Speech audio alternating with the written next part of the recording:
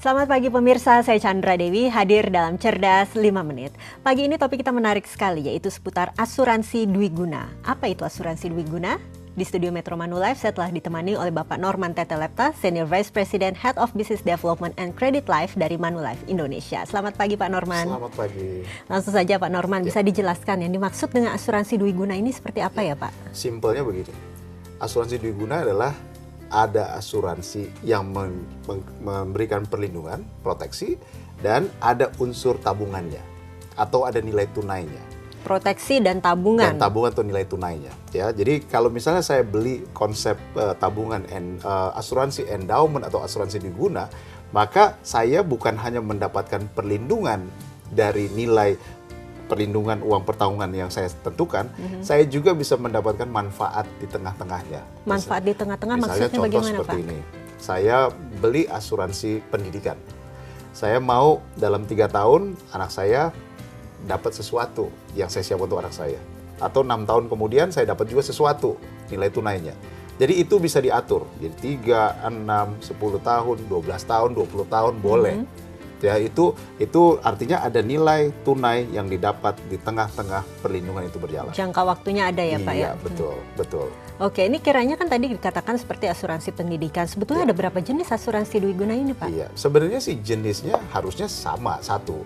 Ya, yaitu asuransi yang memberikan perlindungan untuk masa tertentu dengan di tengah-tengahnya kita bisa mendapatkan nilai tunai tadi.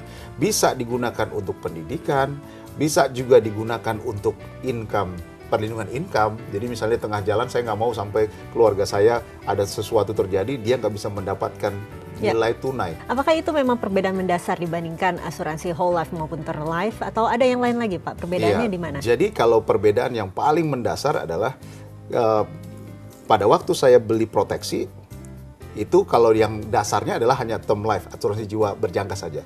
Tapi kalau ditambah dengan nilai tunai, maka itu menjadi Dwiguna. Ada proteksi, ada nilai tunainya. Nah, kalau karakteristik yang paling membedakan adalah pada waktu saya mengambil ini, saya sudah jelas tujuannya untuk apa, saya juga harus tahu kebutuhan saya apa. Jadi misalnya contoh tadi untuk pendidikan. Ya. Jadi pada waktu saya beli produk ini, saya sebagai orang tua yang baru punya anak satu misalnya, maka saya bisa planning ke depan ini. Saya bisa rencanakan apa yang menjadi kebutuhan saya dan nilai tunai berapa yang saya mau dapati. Perusahaan asuransi juga akan memutar uangnya. Dan jangan lupa bahwa produk asuransi Dwiguna ini digaransi, dijamin oleh perusahaan asuransi. Jadi justru resiko berada di perusahaan asuransi ya Pak ya, bukan betul. pemegang polis ya. Jadi perusahaan asuransi harus benar-benar juga menjalankan prinsip kehati-hatiannya untuk menempatkan dana nasabah itu dengan baik. Jadi pada akhirnya nanti harus kembali lagi kepada prinsip memilih perusahaan asuransi yang baik dalam menangani produk-produk asuransi jiwa murni, misalnya seperti berjangka, karena prinsip asuransi ini kan maunya jangka panjang. Ya betul. Nah sebetulnya elemen dasar dari asuransi Dwiguna ini apa ya Pak? Seberapa fleksibel sih asuransi ini? Tadi kan dikatakan barangkali jika di tengah-tengah bisa mengambil tunai dan sebagainya.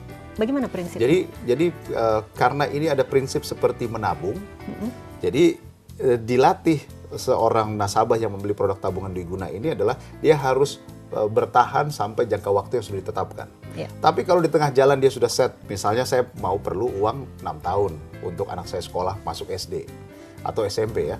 Terus kemudian di tengah jalan saya butuh uang itu. Nah, Anda harus pelajari polisnya. Karena biasanya ada yang namanya biaya pemutusan cepat, dipercepat. Atau ada surrender charge-nya. Jadi harus diperhatikan Jadi harus polisnya diperhatikan ya Pak ya. berapa surrender charge-nya. Karena prinsipnya sama seperti menabung tadi. Ya. Jadi seorang nasabah dia dilatih selain dia mendapatkan perlindungan, dia juga dilatih untuk disiplin.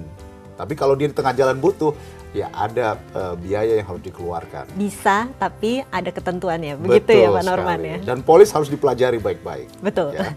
Baik, terima kasih Pak Norman atas informasi yang telah diberikan. Ya. Dan pemirsa, demikianlah Cerdas 5 Menit, Cerdas Finansial untuk episode kali ini. Saya Chandra Dewi, terima kasih atas perhatiannya. Sampai jumpa. Dipersembahkan oleh